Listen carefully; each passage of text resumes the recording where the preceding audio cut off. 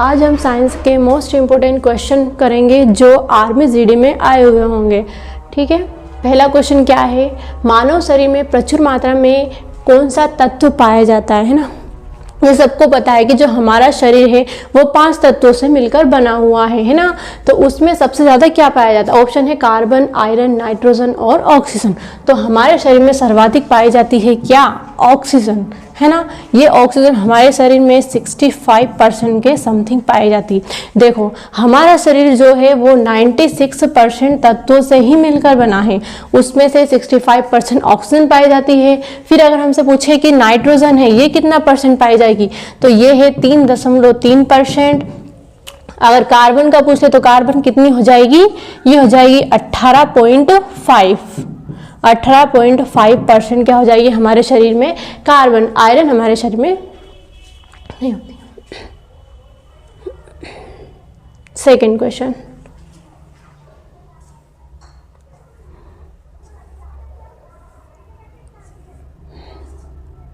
Second क्या है, पित्त का स्रोत क्या है ना। पित्त का स्रोत क्या है, मतलब जो पित्ताशय, जो पित्त बनता है हमारे शरीर में वो कहाँ बनता है। ऑप्शन क्या है इसके, पित्ताशय, यकृत, पित्तवाहिनी और अग्नाशय। तो जो पित्त रस है ना ये हमारे शरीर में यकृत में बनता है। ठीक है, कहाँ बनता है, यकृत में बनता है।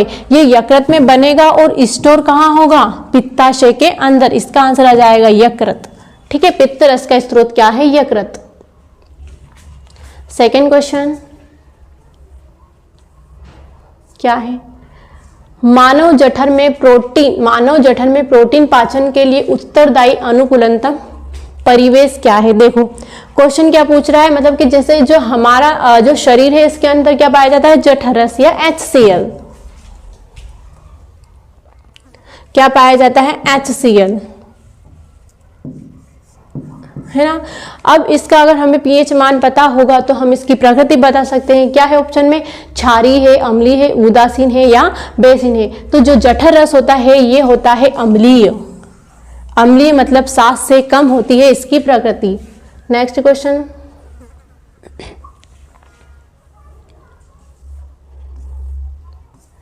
नेक्स्ट क्वेश्चन क्या है, निम्नलिखित में से किस भाग में पाचन एवं श्वसन नलियां क्रॉस करती है। ऑप्शन है ग्रसनी, कंठ, ग्रास नली या श्वास नली। तो कहाँ करेगी, ग्रसनी में करेगी।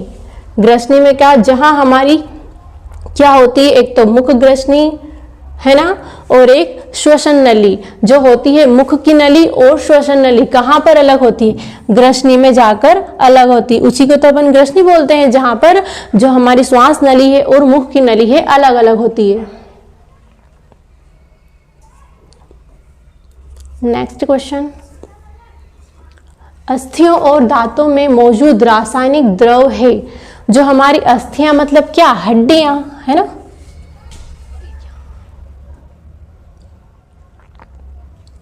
अस्थियां माने हड्डियां, है ना, हड्डियां। तो हड्डियां और दांतों में मौजूद रासायनिक द्रव कौन सा है। ऑप्शन है calcium phosphate, calcium chloride, calcium sulphate और कैल्शियम बोरॉन। तो जो हमारी हड्डियां होती है इसमें सर्वाधिक क्या होता है, कैल्शियम फास्फेट होता है। इसी वजह से हमारी जो हड्डियां होती है और दांत होते हैं वो क्या होते हैं, मजबूत। नेक्स्ट क्वेश्चन क्या है, किसी एथलीट को तात्क्षणिक ऊर्जा के लिए निम्नलिखित में से क्या दिया जाना चाहिए, है ना। क्या दिया जाना चाहिए, ऑप्शन है कार्बोहाइड्रेट्स, प्रोटीन, वसा, प्रोटीन, विटामिन या वसा, है ना। तो इसका आंसर क्या आ जाएगा, कार्बोहाइड्रेट्स। क्या आ जाएगा, कार्बोहाइड्रेट्स, है ना। देखो हमें सर्वाधिक ऊर्जा किससे मिलती है, वो मिलती है हमें किससे, वसा से मिलती है ना। लेकिन ये कार्बोहाइड्रेट्स क्या होते हैं, ये हमें तुरंत ऊर्जा देते हैं। जैसे कोई एथलीट होता है, उसको अगर जैसे ग्लूकोज वगैरह पी ले तो उनको तुरंत क्या मिलती है, एनर्जी मिलती है या ऊर्जा मिलती है। किसके कारण, कार्बोहाइड्रेट्स के कारण। नेक्स्ट क्वेश्चन, वहां धातु कौन सी है जो विटामिन B12 की एक घटक है ना। विटामिन B12 की एक घटक है। मतलब जो हमारा विटामिन B12 है उसमें कौन सी धातु पाई जाती है? ऑप्शन क्या है? आयरन, मैग्नीशियम, जिंक या कोबाल्ट। इसका आंसर आ जाएगा क्या? कोबाल्ट। हमारे जो B12 जो विटामिन है इसका नाम क्या आ जाएगा? Chemical name cyanocobalamin. Cyanocobalamin.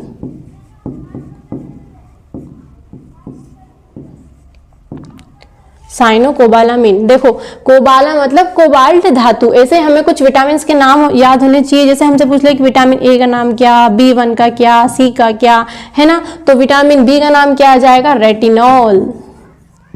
Retinol क्यों? क्योंकि ये जो विटामिन ई है ये है हमारी आंखों से संबंधित होता है और आंखों में क्या होती है? रेटिना। इसी वजह से इसका नाम क्या? रेटिनॉल। विटामिन B1 का पूछे तो क्या आ जाएगा? थायमीन। थायमीन, है ना, थायमीन। ऐसे पूछे विटामिन सी का नाम क्या? तो एस्कॉर्बिक एसिड। एस्कॉर्बिक एसिड या अम्ल, है ना। ऐसे ही विटामिन डी का पूछ ले तो कैल्सीफेरॉल। ऐसे बी के कौन से बहुत सारे होते हैं। बी के B1 होता है, B2 होता है, B3 होता है। तो इन सब के क्या होते हैं? हमें रासायनिक नाम पता होने चाहिए। डायरेक्ट क्वेश्चन पूछ लेता है इनसे 1 लाइनर में वो। नेक्स्ट क्वेश्चन, रुधिर स्कंदन निम्नलिखित में किस प्रोटीन के द्वारा होता है? रुधिर स्कंदन का मतलब है कि रुधिर यानी कि रक्त और स्कंदन यानी उसका रुकाव, मतलब रोकने में सहायक, है ना। तो जो रुधिर स्कंदन होता है उसको रोकने में कौन सा प्रोटीन सहायक है? ऑप्शन क्या है? फाइब्रिन, फाइब्रिनोजेन, एल्ब्यूमिन या ग्लोबिन। तो इसका आंसर क्या आ जाएगा? फाइब्रिनोजेन। देखो हमारे शरीर में 2 प्रोटीन पाए जाते हैं। एक हो जाता है फाइब्रिनोजेन या फाइब्रिनोजिन और एक होता है हिपेरिन। हिपेरिन। ये जो हिपेरिन होता है इसका काम क्या होता है? रक्त को बहने देने में सहायक। और जो फाइब्रिनोजेन होता है इसका काम क्या होता है? रक्त का थक्का जमाने में। ऐसे ही हमारे शरीर में जो प्लेटलेट्स होती है वो भी क्या करती है? रक्त का थक्का जमाती है। और फाइब्रिनोजिन भी क्या करते हैं? रक्त का थक्का जमाने में सहायक होते हैं। नेक्स्ट क्वेश्चन,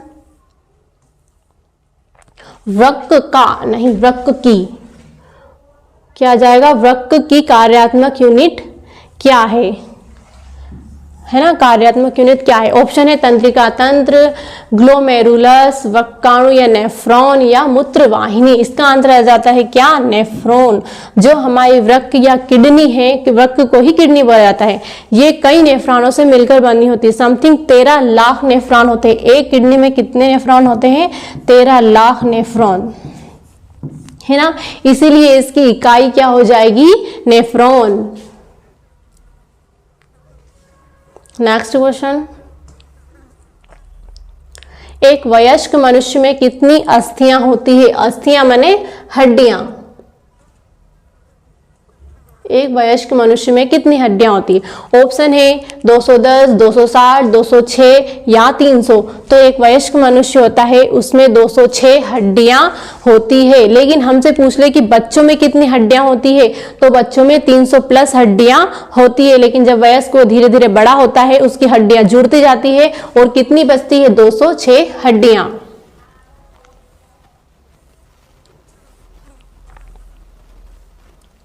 नेक्स्ट क्वेश्चन क्या है? हमारे शरीर में कुल कितनी मांसपेशियां होती है ना। ऑप्शन है क्या इसके? 565, 639, 665 या 556।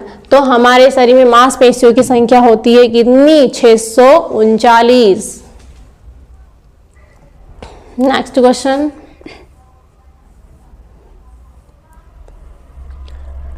रक्त में हीमोग्लोबिन एक सम्मिश्र प्रोटीन है जिसमें भरपूर मात्रा में पाया जाता है। इसके ऑप्शन क्या है? लोहा, रजत, तांबा या स्वर्ण, है ना। तो इसमें क्या होता है? लोहा सर्वाधिक पाया जाता है ना। अब क्या पूछा है इसमें? हीमोग्लोबिन। इससे क्वेश्चन पूछ लेते हैं डायरेक्ट, जैसे कि बताओ जो रक्त है इसका लाल रंग किस वजह से है? तो किसके कारण है हमारे रक्त का लाल रंग? हीमोग्लोबिन की कमी से। और हमारा जो शरीर है इसमें रक्त की कमी से एक रोग होता है, उसको बोलते हैं एनीमिया। एनीमिया, जो एनीमिया रोग है वो भी हीमोग्लोबिन की कमी से होता है। अपन डायरेक्ट क्या बोल देते हैं कि रक्त की कमी। रक्त की कमी कैसे, जैसे देखो रक्त है, रक्त के अंदर क्या है, आरबीसीज, आरबीसीज या रेड ब्लड कार्पल्स है ना, आरबीसी, आरबीसी के अंदर क्या है, हीमोग्लोबिन। हीमोग्लोबिन मतलब अगर हीमोग्लोबिन की कमी मतलब आरबीसी की कमी, आरबीसी की कमी मतलब रक्त की कमी, और रक्त की कमी मतलब किसकी, एनीमिया की कमी, है ना। तो हीमोग्लोबिन में कौन सी धातु आएगी, लोहा। नेक्स्ट क्वेश्चन, मानव रक्त का लाल रंग किस वजह से होता है ना, किसके कारण होता है। तो मैंने अभी बताया था किसके कारण होता है, हीमोग्लोबिन के कारण। किसके कारण, हीमोग्लोबिन के कारण हमारा जो रक्त है इसका रंग कैसा होता है, लाल। नेक्स्ट क्वेश्चन, सर्वग्राही कौन से रुधिर वर्ग का होता है ना, सर्वग्राही। ऑप्शन क्या है इसके हैं, ए बी, ओ बी या ए। तो सर्वग्राही कौन सा होता है, जो सबसे ले सकता है वो कौन सा है, ए बी। लेकिन हमसे पूछ ले कि सर्वदाता कौन सा आ जाएगा इसमें, सर्वदाता। तो जो सर्वदाता रक्त समूह है वो कौन सा है, ओ माइनस, ठीक है। लेकिन सर्वग्राही कौन सा है, ए बी।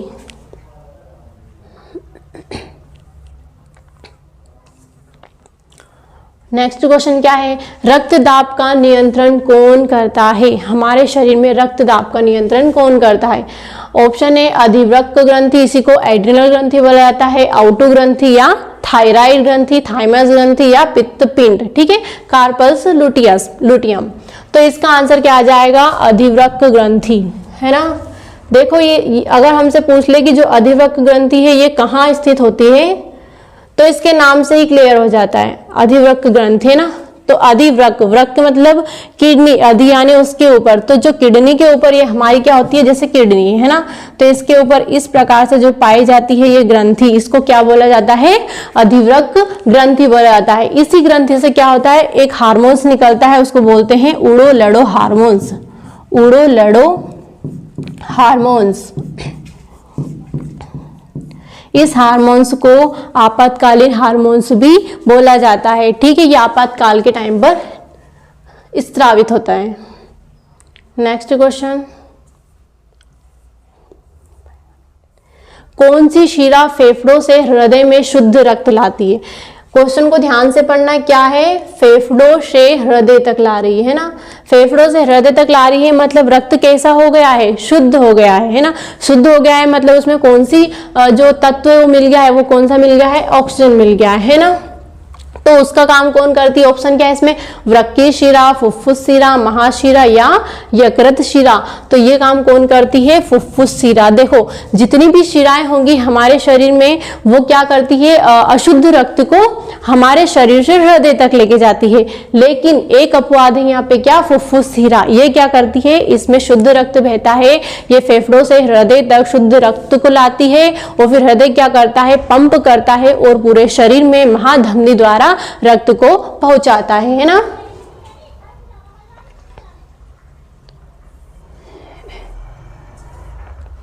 नेक्स्ट क्वेश्चन क्या है, निम्न में किसको हृदय का प्रारंभिक पेसमेकर बोला जाता है, हृदय का प्रारंभिक पेसमेकर। ऑप्शन क्या है इसके, S A node, AV node, chordae tendineae या एवी सेंटम। तो इसका आंसर हो जाएगा क्या, S A node, S A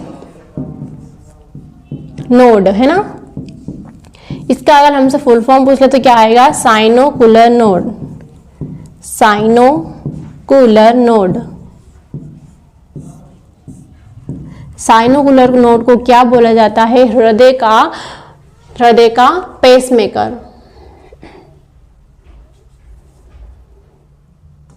next question, ECG किसकी गतिविधि को दर्शाता है, क्या है ये ईसीजी, क्या है ऑप्शन, मस्तिष्क, हृदय, फुफ्फुस या वृक्क।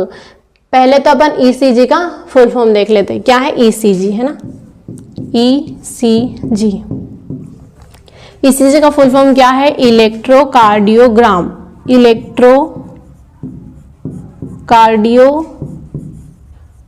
इलेक्ट्रोकार्डियोग्राम, है ना। ये ग्राफ नहीं है, ग्राम है, ध्यान रखना है अपने को। इसका काम क्या होता है कि जो हमारा जो हृदय होता है, इसको हमारे हृदय की जो धड़कनें होती है, इसको ग्राफ के रूप में प्राप्त करने के लिए ईसीजी की जाती है। ठीक है, तो किससे संबंधित है ईसीजी? हमारे हृदय से। क्या काम है इसका? धड़कन को ग्राफ के रूप में प्राप्त करना। ऐसी होती है ना, ग्राफ लगा हुआ होता है, वहां पे धड़कन ऐसे ऐसे, तो वही क्या है? हमारी ईसीजी। नेक्स्ट क्वेश्चन क्या है? पीयूष ग्रंथि शरीर में किस स्थान पर स्थित होती है? पीयूष ग्रंथि। ऑप्शन क्या है? हृदय के आधार पर, मस्तिष्क के आधार में, गर्दन में या उदर में, है ना। तो जो पीयूष ग्रंथि होती है ये हमारे मस्तिष्क में स्थित होती है। देखो ये मटर के दाने के आकार की होती है और हमसे पूछ लेते हैं कि जो पीयूष ग्रंथि है इसको क्या बोला जाता है? तो पीयूष ग्रंथि को ही मास्टर ग्रंथि बोला जाता है। क्या बोला जाता है? मास्टर ग्रंथि। मास्टर ग्रंथि बोला जाता है और इसको इंग्लिश में बोला जाता है पिट्यूटरी ग्लैंड। नेक्स्ट क्वेश्चन, मानव शरीर की सबसे बड़ी मिश्रित ग्रंथि। क्वेश्चन को ध्यान से पढ़ना है। क्या बोला है उसने? मिश्रित ग्रंथि बोला है ना। अगर हमसे डायरेक्ट पूछे कि जो हमारा शरीर है इसकी सबसे बड़ी ग्रंथि कौन सी है, तो वो हो जाती है हमारी क्या? यकृत। लेकिन इसने क्या पूछा? सबसे बड़ी मिश्रित ग्रंथि, तो वो कौन सी होगी? अग्नाशय ग्रंथि। अग्नाशय को इंग्लिश में पैनक्रियास बोला जाता है ना। एकमात्र ग्रंथि है जो क्या है? मिश्रित है। मिश्रित मतलब क्या है? ये हार्मोन्स का स्रावन भी करती है और का एंजाइम और रस का स्रावन भी करती है। ठीक है, इसी जो हमारा अग्नाशय है इससे एक इंसुलिन नामक हार्मोन्स निकलता है ना। अगर इंसुलिन की मात्रा हमारे शरीर में बढ़ती है तो हमें एक रोग हो जाता है मधुमेह रोग, है ना, या डायबिटीज।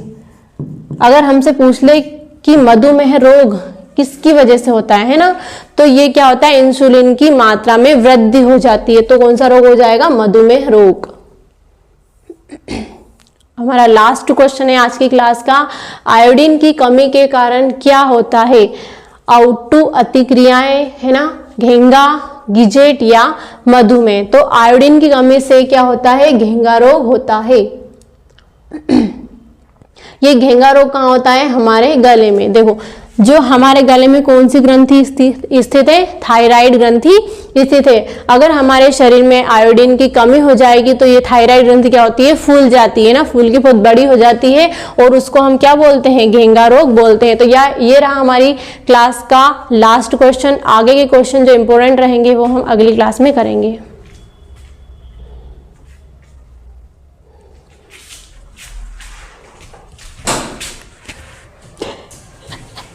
इतने अच्छे से वो वीडियो बनाया था यार हरिओम।